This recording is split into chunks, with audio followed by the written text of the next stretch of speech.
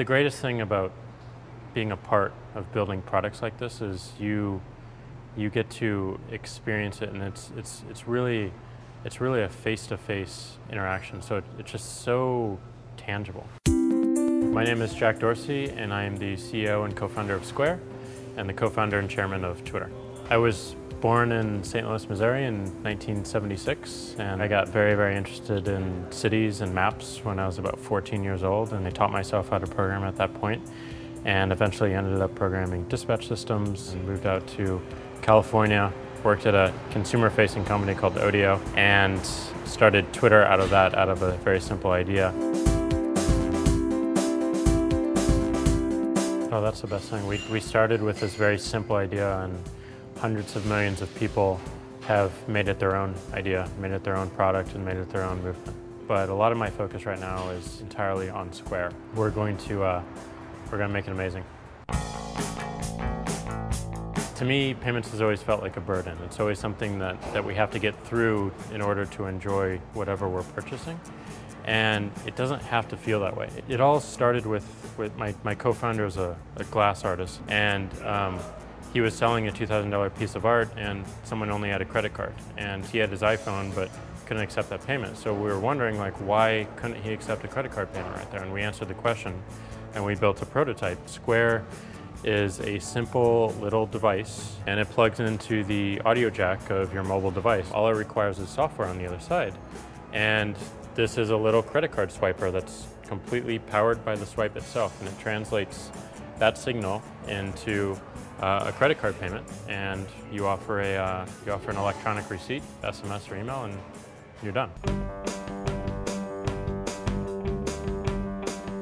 The next step in order to sustain this and to build it is to get money. So that means we need to go to VCs, and then we need to hire more people. We're at 45 people, and I imagine we'll be 150 people by mid of next year.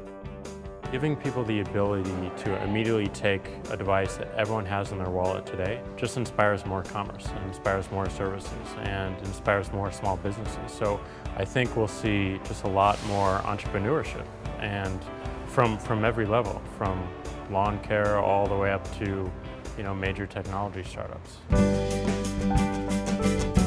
I'm really good at simplifying things. I think that's my main strength, taking something that's fairly complex down to an essence.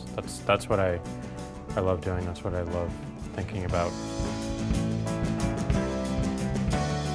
The first thing to do is to immediately draw it out, program it, play with it, and get other people playing with it so you can get feedback right away.